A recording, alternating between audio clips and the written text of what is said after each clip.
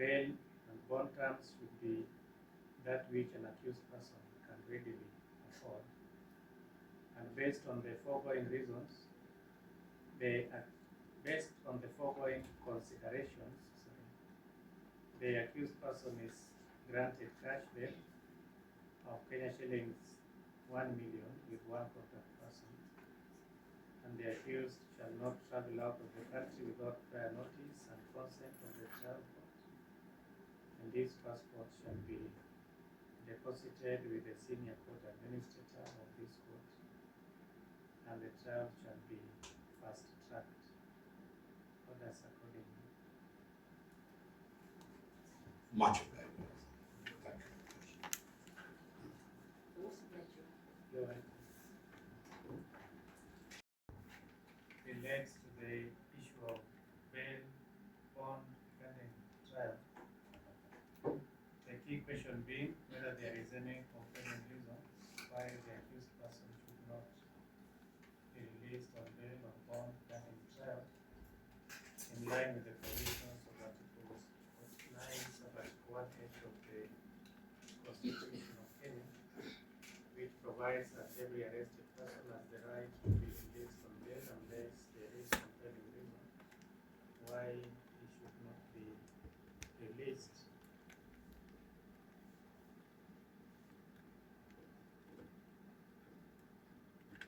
The burden of proving existence of compelling reason lies upon the prosecution. Bail and bond policy guidelines provide at Chapter 25 thereof as follows, and I quote: the following procedures should apply to the bail hearing. A. The prosecution shall satisfy the court on a balance of probabilities of the existence of compelling reasons that justify denial of bail. The prosecution must therefore state the reasons that in its view should persuade the court to deny the accused person bail. The guidelines and provisions of Section 123 of the Criminal Procedure Code list what constitutes compelling reasons. While dealing with a question of what constitutes compelling reason, the High Court, in the case of Benjamin G. Rupedal versus Republic 2021 E.K. and R, said as follows, and I quote: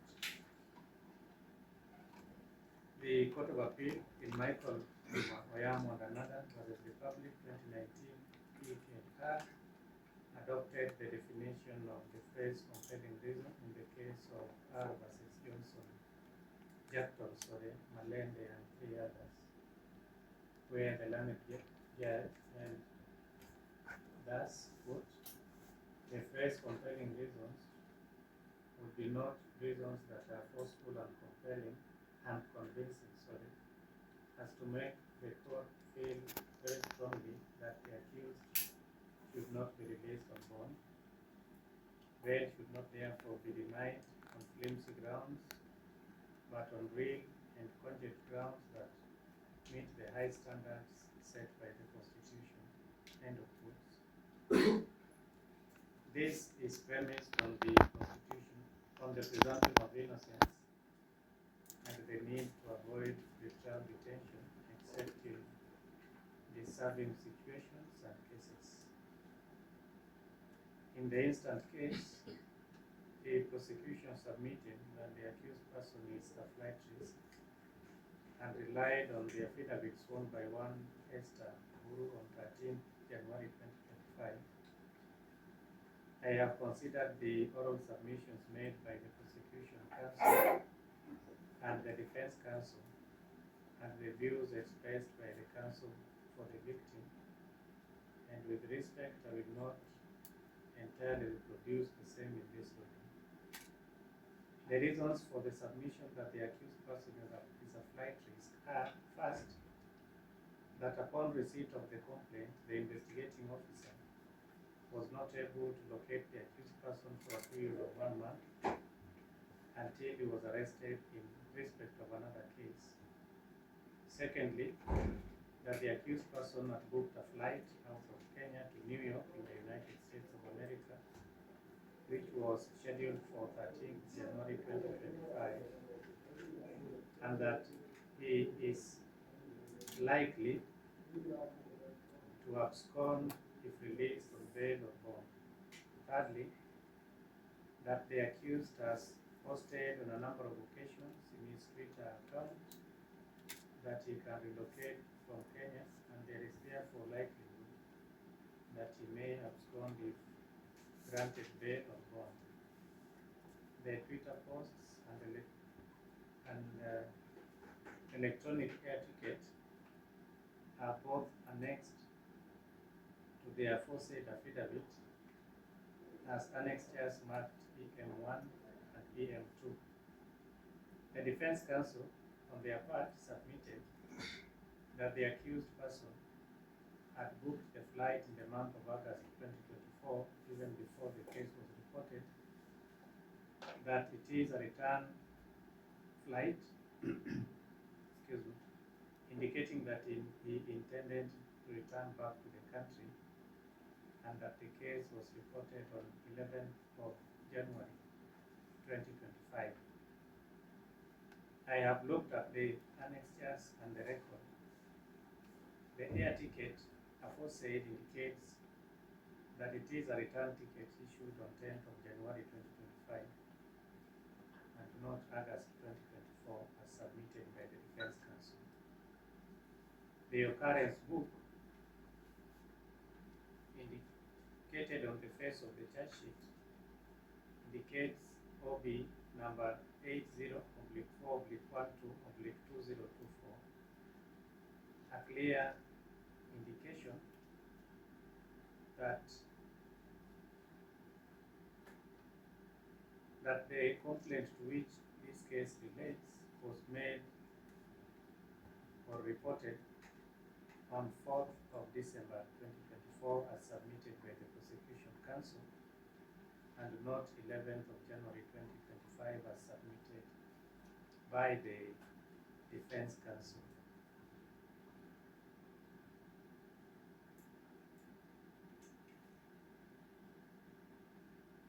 What is on the face of the charge sheet is, however, subject to be established during the trial. What is clear, therefore, is that the submissions made by the defense counsel are not consistent with the documentation on record. What is not disputed is that the accused person had obtained an air travel itinerary in which he was scheduled to travel out of Kenya on 13th of January 2025 and to return on 20th ultimo. In the course of submissions, the court was shown the accused person's passport in support of submission that he is a business person who regularly travels out of the country and returns. Indeed, his passport shown to the court has several exit stamps and visas. Every application for bail or bond must be considered on the basis of its own peculiar facts and circumstances, as stated in the case of Twaibashi Mutandia 3 others versus Republic 2014 EKNR. In this case, the accused person was scheduled to travel out of the country. He has previously traveled out of the country and returned several times, going by what is indicated in his passport. The submission that he has a large business interest in the country is not disputed. There is no allegation that by the time he was obtaining the air ticket to travel out of the country, he was aware that he was being sought by the police and therefore needed not to leave the country. The accused person is facing a charge of cheating, contrary to section 315 of the Penal Code, which provides provides as follows, the quote, any person who by means of any fraudulent trick or device obtains from any other person anything capable of being stolen or induces any other person to deliver to any person anything capable of being stolen or to pay or deliver to any person any money or goods or any greater sum of money or greater quantity of goods than you would have paid or delivered, but for such trick or device is guilty of a misdemeanor and is liable to imprisonment for 3 years. The nature of the charge which the accused person is facing is a misdemeanor. I am unable to see a compelling reason why the accused person should not be granted bail or bond, because based on the foregoing, I am not convinced that the accused person is a flight risk. The particulars of offense, which are still subject to proof based on the presumption of innocence, indicate the value of the subject matter of the charge, which should be a consideration in determining bail or bond terms, taking into account the views of the victim's counsel also. The value of the subject matter is indicated as Kenya shillings 2,984,998. The defense counsel submitted that the accused person has business interest exceeding Kenya shillings 1 billion.